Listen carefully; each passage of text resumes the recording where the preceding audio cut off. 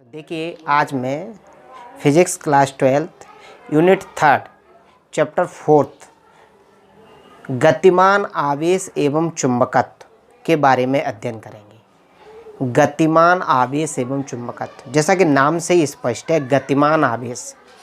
जब आवेश किसी चालक में गति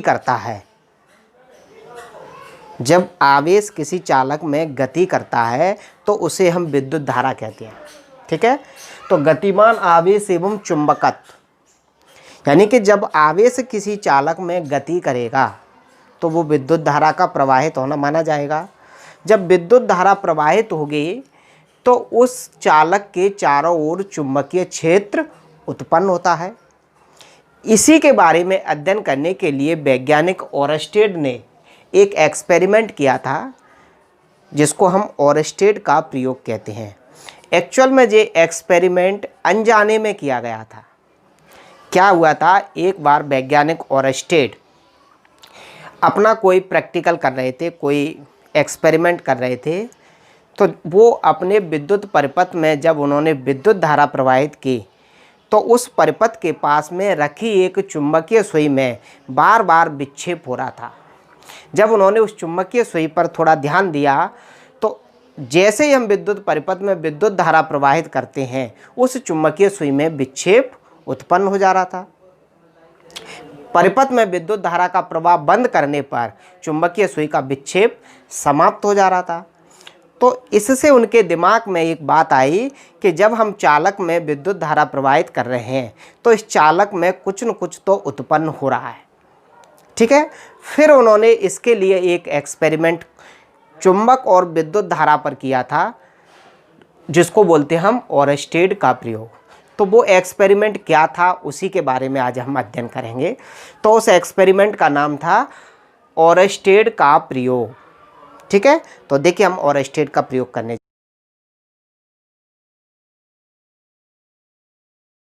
तो देखिए अब आता है हमारा ओरस्टेड का प्रयोग।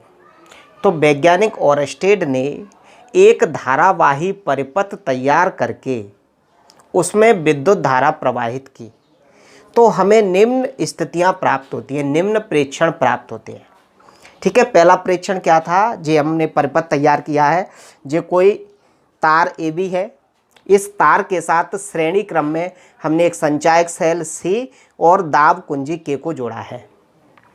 अभी दाब कुंजी का जो प्लग है उसको टच नहीं करवाया है, अभी दाब कुंजी का जो प्लग है वो हमने टच नहीं करवाया है, तो इस विद्युत परिपथ में विद्युत धारा प्रवाहित नहीं हो रही है। जब विद्युत परिपथ में विद्युत धारा प्रवाहित नहीं होती है तो चुंबकीय सुई में कोई विक्षेप नहीं होता है, जो चुंबकीय सुई है। दूसरी स्थिति में हमने क्या किया, इस कुंजी के प्लग को यहाँ से टच करवा दिया, यानी इस दाब कुंजी है इसको हमने प्रेस किया तो ये बंद परिपथ हो गया, अर्थात इसमें विद्युत धारा प्रवाहित होने लगी। जैसे ही इसमें विद्युत धारा प्रवाहित होती है, तार AB में विद्युत धारा प्रवाहित होती है, तो तार AB के चारों ओर एक चुंबकीय क्षेत्र उत्पन्न हो जाता है, जिसके कारण चुंबकीय सुई उस तार की ओर विक्षेपित होती है। ठीक है, तो दूसरी स्थिति हमें क्या प्राप्त हुई, जैसे ही हमने परिपथ में धारा प्रवाहित की, चुंबकीय सुई में विक्षेप उत्पन्न हो गया। तीसरी स्थिति क्या थी, उन्होंने धारा की दिशा बदल दी। पहले तार में धारा A से B की तरफ प्रवाहित की, फिर उन्होंने तार में धारा की दिशा बदल दी, मतलब हमने बैटरी को उल्टा जोड़ दिया, तो अब विद्युत धारा ऐसे प्रवाहित होगी B से A की तरफ। जैसे ही परिपथ में धारा की दिशा को परिवर्तित किया, चुंबकीय सुई में विक्षेप की दिशा भी परिवर्तित हो गई। पहले अपनी तरफ इस ध्रुव को आकर्षित कर रही, अब वो क्या कर रही है, S ध्रुव को आकर्षित कर रही है। तो तार में धारा की दिशा बदलने से चुंबकीय सुई में विक्षेप की दिशा परिवर्तित हो गई। चौथी स्थिति क्या थी, उन्होंने परिपथ में धारा का मान बढ़ाया, धारा का जो मान था वो पहले की अपेक्षा बढ़ा दिया। जैसे ही धारा का मान बढ़ाया, चुंबकीय सुई में विक्षेप का मान और अधिक हो गया। मतलब पहले धारा कम प्रवाहित कर रहे थे तो तार के चारों ओर कम चुंबकीय क्षेत्र उत्पन्न हो रहा था, जिससे चुंबकीय सुई को कम बल से वो अपनी ओर खींच पा रहा था। तार में धारा का मान बढ़ाया तो तार के चारों ओर चुंबकीय क्षेत्र का मान बढ़ गया, जिसके कारण चुंबकीय सुई में विक्षेप का मान भी पहले की अपेक्षा अधिक हो गया। तो इन सभी प्रेक्षणों से यह निष्कर्ष निकल के सामने आया कि जब किसी चालक तार में विद्युत धारा प्रवाहित करते हैं तो उसके चारों ओर चुंबकीय क्षेत्र उत्पन्न होता है। और किसी तार में चुंबकीय क्षेत्र के उत्पन्न होने की घटना को विद्युत धारा का चुंबकीय प्रभाव कहते हैं, क्योंकि यह जो चुंबकत्व उत्पन्न हो रहा है वो विद्युत धारा प्रवाहित करने के कारण उत्पन्न हो रहा है। ठीक है, तो वैज्ञानिक ओरस्टेड का जो एक्सपेरिमेंट था वो यही था जो मैंने आपको बता दिया। क्लियर? अब हम इसको लिखते हैं। तो हमारा क्वेश्चन है ओरस्टेड का प्रयोग। तो लिखेंगे 1820 में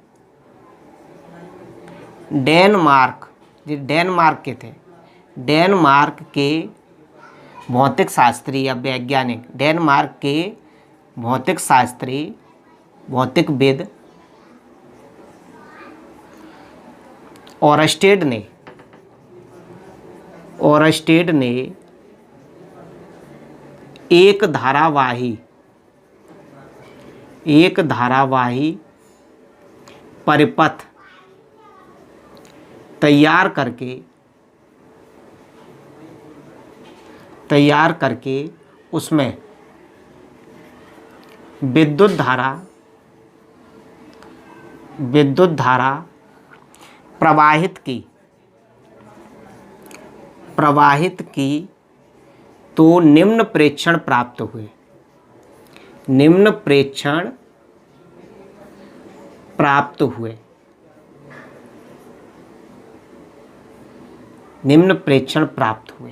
पहला प्रेक्षण। ठीक है, तो पहला प्रेक्षण क्या है, हम जो चित्र बना लेंगे, चित्र के अकॉर्डिंग ही प्रेक्षण बोलेंगे। जब परिपथ में विद्युत धारा प्रवाहित नहीं की जाती है तो चुंबकीय सुई में कोई विक्षेप उत्पन्न नहीं होता है। ठीक है, दूसरा प्रेक्षण, जब तार में विद्युत धारा प्रवाहित की जाती है तो चुंबकीय सुई में विक्षेप उत्पन्न हो जाता है। जब तार में विद्युत धारा प्रवाहित की जाती है तो चुंबकीय सुई में विक्षेप उत्पन्न हो जाता है। तीसरा प्रेक्षण क्या था, जब तार में विद्युत धारा की दिशा परिवर्तित कर दी जाती है तो चुंबकीय सुई में विक्षेप की दिशा परिवर्तित हो जाती है। चौथा प्रेक्षण क्या प्राप्त हुआ था, जिसका हम चित्र नहीं बनाएंगे, जब तार में धारा का मान बढ़ा दिया जाता है या जब तार में धारा का मान बढ़ा देते हैं तो चुंबकीय सुई में विक्षेप का मान बढ़ जाता है। ठीक है, इन्हीं सब कारणों से यह स्पष्ट होता है कि जब किसी चालक तार में विद्युत धारा प्रवाहित की जाती है तो उसके चारों ओर चुंबकीय क्षेत्र उत्पन्न हो जाता है। इसे ही हम ओरस्टेड का प्रयोग कहते हैं। ठीक है, तो ओरस्टेड ने ये सिद्ध किया था कि जब किसी चालक में विद्युत धारा प्रवाहित होती है तो उसके चारों ओर चुंबकीय क्षेत्र उत्पन्न होता है। अब चुंबकीय क्षेत्र की दिशा क्या होती है, जैसे जे कोई तार है, इसमें विद्युत धारा प्रवाहित हुई तो विद्युत धारा प्रवाहित होने से इसके चारों तरफ चुंबकत्व उत्पन्न हुआ है, अर्थात चुंबकीय बल रेखाएं गति कर रही हैं। तो वो किस डायरेक्शन में, ऐसी गति कर रही हैं या ऐसे गति कर रही हैं, इसके बारे में विभिन्न वैज्ञानिकों ने अपने अपने प्रकार से इसको परिभाषित किया। ठीक है, तो अब हम एक छोटा सा क्वेश्चन लिखेंगे, विद्युत धारा का चुंबकीय प्रभाव किसे कहते हैं। तो क्वेश्चन का आंसर इसी में हो गया था कि जब किसी चालक में विद्युत धारा प्रवाहित की जाती है तो उसके चारों ओर चुंबकीय क्षेत्र उत्पन्न हो जाता है। विद्युत धारा के इस प्रभाव को विद्युत धारा का चुंबकीय प्रभाव कहते हैं, क्योंकि यह चुंबकत्व जो उत्पन्न हुआ है वो किसके कारण उत्पन्न हुआ है, विद्युत धारा के कारण। ठीक है, तो आप विद्युत धारा का चुंबकीय प्रभाव लिख सकते हैं। इसके बाद ओरस्टेड के प्रयोग की सहायता से हमें इस चीज़ का पता चला, हमें यह बात समझ में आ गई कि जब किसी चालक तार में विद्युत धारा प्रवाहित की जाती है तो चुंबकीय सुई में विक्षेप उत्पन्न होता है। ठीक है, अब तार में विद्युत धारा प्रवाहित करने पर चुंबकीय सुई का कौन सा सिरा विक्षेपित होता है, इसके बारे में जानने के लिए हम अगला क्वेश्चन पढ़ेंगे, एम्पियर का तैरने का नियम। तो हमारा अगला क्वेश्चन है एम्पियर के तैरने का नियम। एम्पियर के तैरने का नियम। एम्पियर के तैरने का नियम, ठीक है। तो एम्पियर के तैरने का नियम क्या होता है कि यदि हम किसी तार में प्रवाहित धारा की दिशा में अपना मुंह चुंबकीय सुई की ओर करके तैर रहे हैं तो चुंबकीय सुई का उत्तरी ध्रुव हमारे बाएं हाथ की ओर विक्षेपित होता है। अर्थात मैं नियम को एक बार अच्छे से फिर बता रहा हूँ। जैसा कि आप चित्र में देख रहे हैं कि ये एक चित्र है और इस चित्र में कोई व्यक्ति धारा की दिशा में तैर रहा है, तो चुंबकीय सुई का जो उत्तरी ध्रुव है वो उस व्यक्ति के बाएं हाथ की ओर विक्षेपित हो रहा है, ठीक है।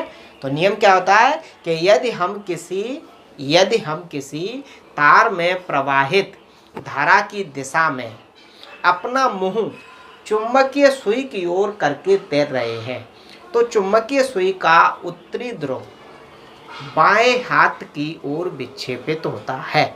यही हमारा एम्पियर का तैरने का नियम है। तो मैं लिख दे रहा हूं, यदि कोई व्यक्ति तार में प्रवाहित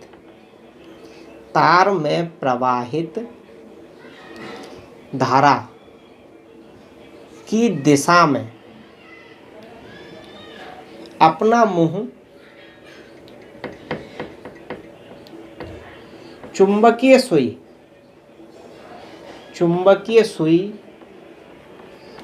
की ओर करके तैर रहा है, चुंबकीय सुई की ओर करके तैर रहा है तो चुंबकीय सुई का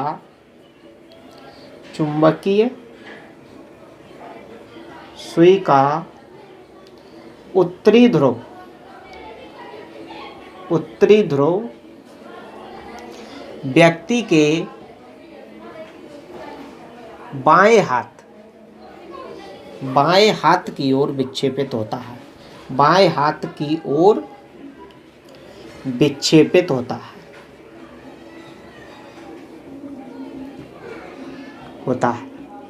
तो इस नियम की सहायता से हम चुंबकीय सुई का कौन सा सिरा कब विक्षेपित होता है के बारे में जान सकते हैं, ठीक है। चलिए, तो ये क्वेश्चन हमारे यहाँ समाप्त होता है। बाद हमारा अगला प्रश्न आता है मैक्सवेल का दक्षिणावर्ती कोर पेंच का नियम, ठीक है। तो अगला हमारा क्वेश्चन है मैक्सवेल का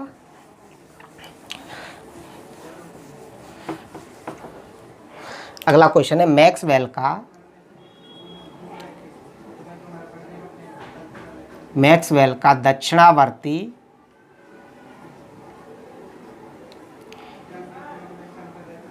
कॉर्क पेंच का नियम। मैक्सवेल का दक्षिणावर्ती कॉर्क पेंच का नियम। तो देखिए, मैक्सवेल ने चुंबकीय बल रेखाओं की दिशा ज्ञात करने के लिए एक नियम प्रतिपादित किया जिसे मैक्सवेल का कॉर्क पेंच का नियम कहते हैं। इस नियम की सहायता से कोई चालक है जिसमें विद्युत धारा प्रवाहित की जा रही है, तो विद्युत धारा प्रवाहित करने के कारण उस चालक के चारों ओर चुंबकीय क्षेत्र की दिशा क्या होगी, अर्थात चुंबकीय बल रेखा किस दिशा में गति करेंगी, इसके लिए ये नियम प्रतिपादित किया गया था। तो मान लीजिएगा कि जो कोई चालक तार है और इसमें इस डायरेक्शन में विद्युत धारा प्रवाहित हो रही है नीचे से ऊपर की तरफ। तो इन्होंने अपने नियम को कुछ एक स्क्रू की सहायता से समझाया था कि जे मान लीजिए कोई स्क्रू है और जे स्क्रू की चूड़ियाँ हैं।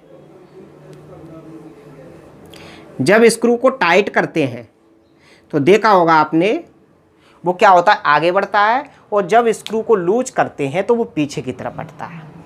तो जब इस स्क्रू को टाइट किया जाएगा तो जो आगे के लिए बढ़ेगा, जो किधर गति करेगा, आगे के लिए, मतलब धारा की दिशा में गति करेगा, ठीक है। तो देखिए इन्होंने अपने नियम को किस प्रकार से परिभाषित किया, किस प्रकार से बताया। जी मान लीजिए कोई चालक तार है और इसमें ऐसे विद्युत धारा प्रवाहित हो रही है ऊपर की ओर, ठीक है। क्लियर। चलिए अब देखिए, एक स्क्रू को दाहिने हाथ से इस प्रकार घुमाओ कि वह धारा की दिशा में आगे बढ़े। तो सपोज कीजिए यही स्क्रू है, इसको हम क्या करें, घुमाएं दाहिने हाथ से, जो दाहिना हाथ है इस प्रकार घुमाएं कि वो धारा की दिशा में आगे बढ़े। तो देखिए ऐसे घुमाएंगे तब ये आगे बढ़ेगा, ऐसे टाइट करेंगे, ठीक है, समझ गए ना। ऐसे घुमाएंगे तो क्या होगा, स्क्रू टाइट होगा, मतलब आगे बढ़ेगा। तो एक स्क्रू को दाहिने हाथ से इस प्रकार घुमाओ कि वह धारा की दिशा में आगे बढ़े। ऐसा करने पर हाथ के अंगूठे को जिस दिशा में घुमाना होता है, तो हाथ का अंगूठा हमारा जिस दिशा में घूम रहा है, समझ के ना, हाथ के अंगूठे को जिस दिशा में घुमाना होता है वही चुंबकीय बल रेखाओं की दिशा होती है। यानी हाथ का अंगूठा हमारा जिस दिशा में घूम रहा है वही चुंबकीय बल रेखाओं की दिशा होगी। तो यदि किसी तार में विद्युत धारा ऐसे प्रवाहित हो रही है तो उसमें चुंबकीय बल रेखाएं कैसे गति करेंगी, ऐसे, मतलब जे डायरेक्शन, यानी कि इस सिरे पर बाहर को आएंगी और इस सिरे पर नीचे को जाएंगी। समझ गए ना। तो लेफ्ट में तो क्या हो रही है जी, बाहर को आ रही है, और राइट में अंदर को जा रहे हैं। तो कुछ इस प्रकार से इनको हम यहाँ पर बनाना चाहे तो बना सकते हैं।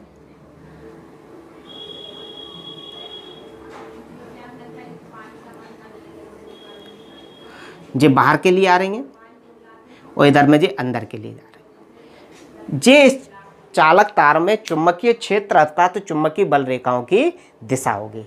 ये चुंबकीय बल रेखाएं संकेंद्रीय वृत्तों के रूप में गति करती हैं, अर्थात चालक के पास में तो कम त्रिज्या का वृत्त बनाती हैं, जैसे जैसे चालक से दूरी बढ़ती जाती है अधिक त्रिज्या का वृत्त बनाती हैं।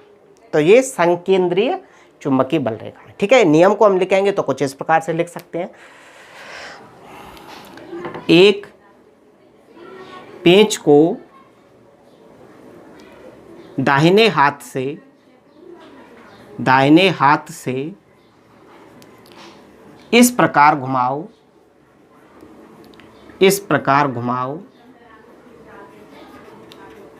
कि वह धारा की दिशा में आगे बढ़े, धारा की दिशा में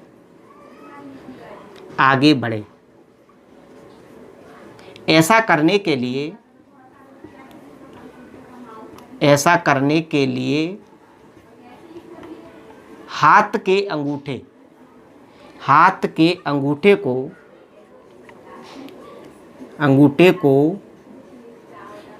जिस दिशा में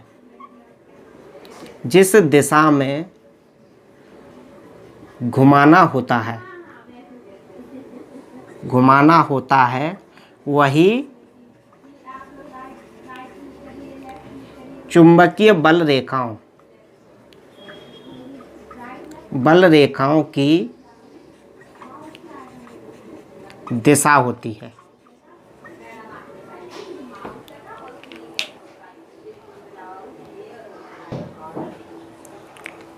तो देखिए आप समझ गए ना कि किसी स्क्रू को हम क्या करें, दाहिने हाथ से इस प्रकार घुमाएं। तो ऐसा करने के लिए हाथ के अंगूठे को जिस दिशा में घुमाना होता है वही चुंबकीय बल रेखाओं अर्थात चुंबकीय क्षेत्र की दिशा होती है। क्लियर। तो हमारा मैक्सवेल का जो नियम है वो यही है। फिर आता है हमारा अगला नियम है दाहिने हाथ का नियम, ठीक है। ये फ्लेमिंग ने दिया था, तो फ्लेमिंग के दाहिने हाथ का नियम, फ्लेमिंग के दाहिने हाथ का नियम।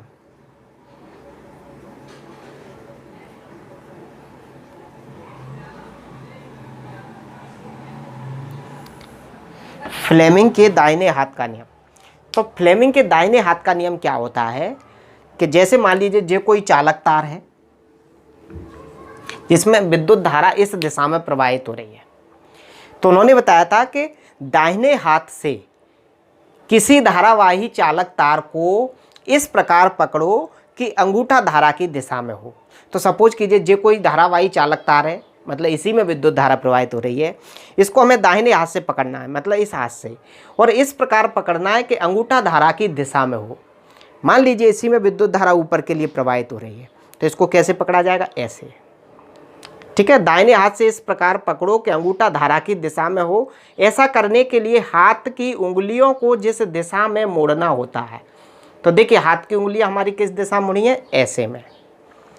तो हाथ की उंगलियां जिस दिशा में मुड़ती हैं वही चुंबकीय बल रेखाओं अर्थात चुंबकीय क्षेत्र की दिशा होती है।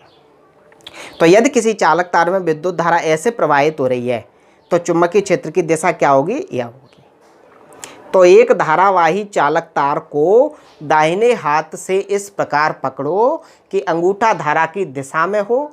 ऐसा करने के लिए हाथ की उंगलियों को जिस दिशा में मोड़ना होता है वही चुंबकीय बल रेखाओं अर्थात चुंबकीय क्षेत्र की दिशा होती है।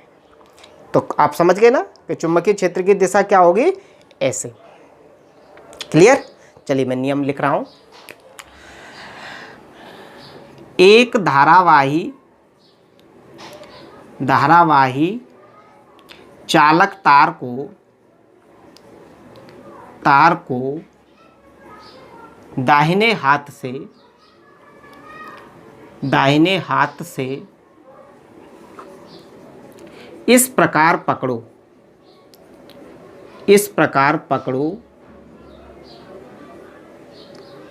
कि अंगूठा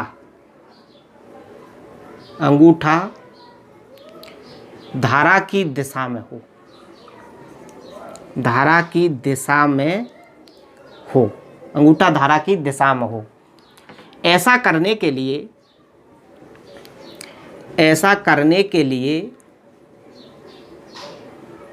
हाथ की उंगलियों को जिस दिशा में मोड़ना होता है वही चुंबकीय बल रेखाओं की दिशा होती है, वही चुंबकीय बल रेखाओं की दिशा होती है।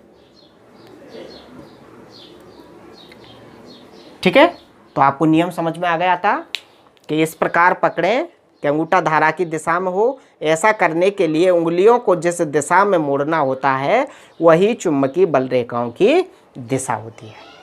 ठीक है, तो हमारा फ्लेमिंग के दाएं हाथ का नियम चुंबकीय बल रेखाओं की दिशा ज्ञात करने के लिए ही प्रतिपादित किया गया था। तीसरा नियम आता है हमारा फ्लेमिंग के दाहिने हाथ की हथेली का नियम नंबर 1। ठीक है, तो फ्लेमिंग के दाहिने हाथ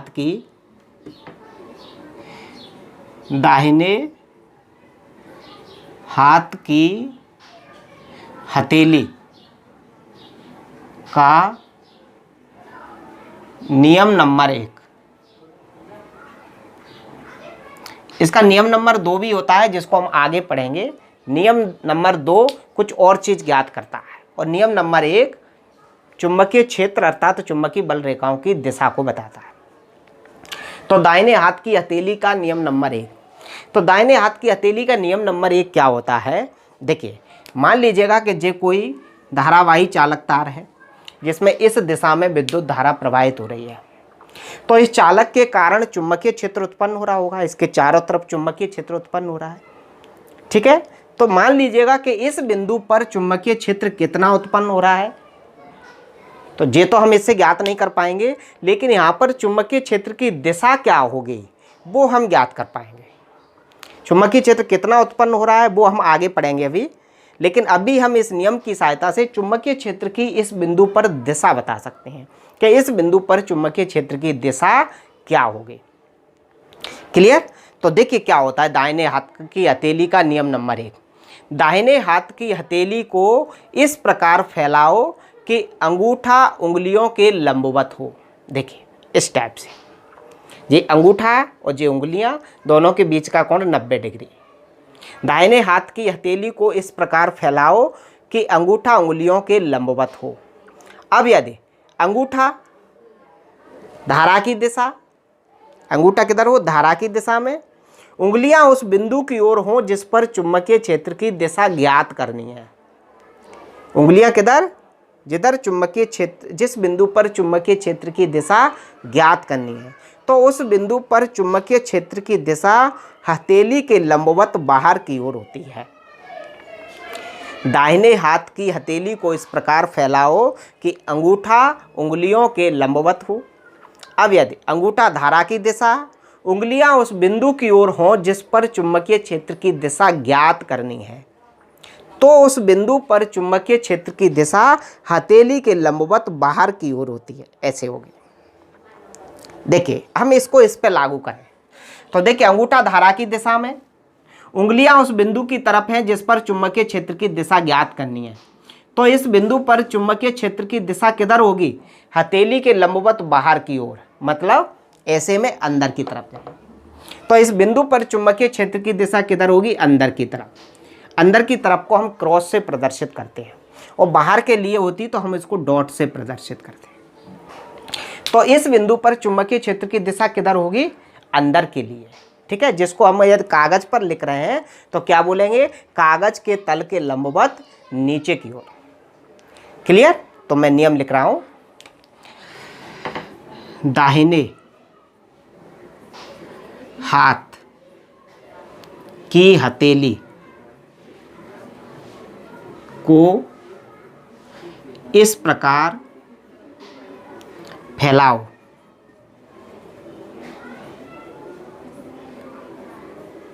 कि अंगूठा उंगलियों के लंबवत हो। अब यदि अंगूठा धारा की दिशा, अंगूठा धारा की दिशा, उंगलियां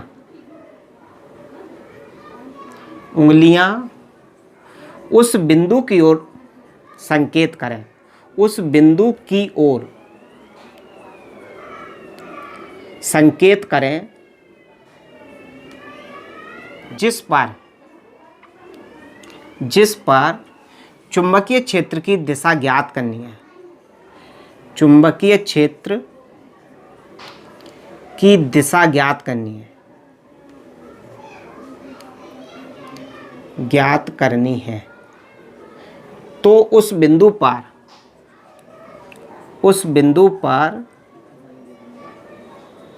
चुंबकीय क्षेत्र की दिशा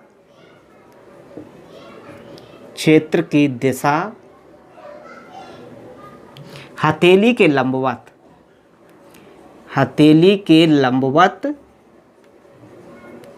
बाहर की ओर होती है।